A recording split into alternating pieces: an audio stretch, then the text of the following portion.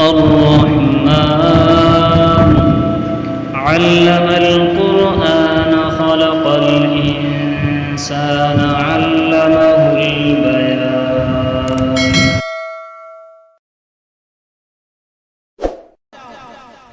کہ مشرق مغرب شمال جنوب میں پھیلی ہوئی اتنی بڑی ملت اگر اب بھی سیاست کے نام پر فریب کا اور دھوکے کا شکار ہوتی رہے اور کاسے گدائی لے کر در در کی جباسائی کرے تو یہ ہمارے لیے نہایت ذلت اور اہانت کی بات ہے. وقت آ گیا ہے کہ ہم سیاسی خود مختاری کا راستہ اختیار کریں. ہم نے آزادی کے بعد سے اس ملک میں یہ سنگین غلطی کی کہ ہم سیاسی غلامی کے راستے پر چلے. بابر جب اس ملک میں آیا تھا اس کے لیے اس کی سواری کے لیے ہاتھی پیش کیا گیا. ہاتھی اس کے لیے نئی چیز تھی. اس نے ہاتھی پر ایک چھلانگ لگا کر وہ ہاتھی پر بیٹھا اور اس نے فیلبان سے کہا کہ مجھ کو لگام دے دو. فیلبان نے ہاتھ جوڑے اور کہا حضور یہ گھوڑا نہیں ہے یہ ہاتھی ہے اسے میں ہی لے کر چلوں گا.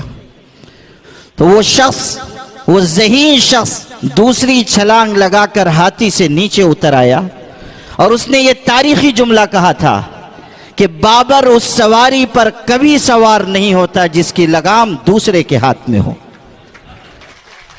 ہم نے وہ راستہ اور طریقہ اختیار کیا سیاسی غلامی کا اور ان سیاسی سواریوں پر ہم سوار ہوئے جن کی لگام دوسروں کے ہاتھ میں ہے. اگر مصائب و مشکلات کے مرحلوں سے گزر کر اب بھی ہم نہ جاگے اور ہم نے اپنی صفوں میں اتحاد نہ پیدا کیا اور اب بھی ہم اگر رنگ و نسل اور ذات برادری اور مسلک و مشرب کے فرق سے بالا تر ہو کر ملت واحدہ بننے کے لیے آمادہ اور تیار نہ ہوئے تو سمجھ لیجئے کہ آپ کے لیے اس ملک میں عزت اور سربلندی کا کوئی فیصلہ نہیں ہو سکتا. باتوں سے نعروں سے اور جذبات اور امنگوں سے کسی قوم کی تقدیر نہیں بدلتی. قوموں کی تقدیر اگر بدلتی ہے تو حسن نیت اور حسن عمل سے بدلا کرتی ہے. اتحاد سے اتفاق سے بدلا کرتی ہے.